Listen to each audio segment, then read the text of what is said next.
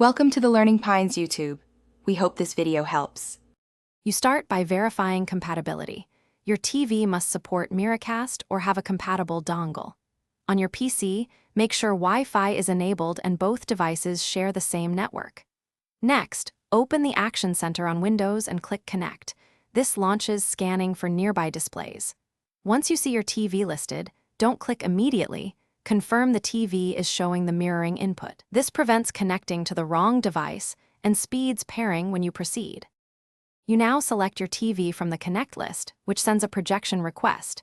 Windows uses Miracast to stream the display. Once connected, open Project, Win+P, and choose Duplicate to Mirror or Extend to use the TV as a second monitor.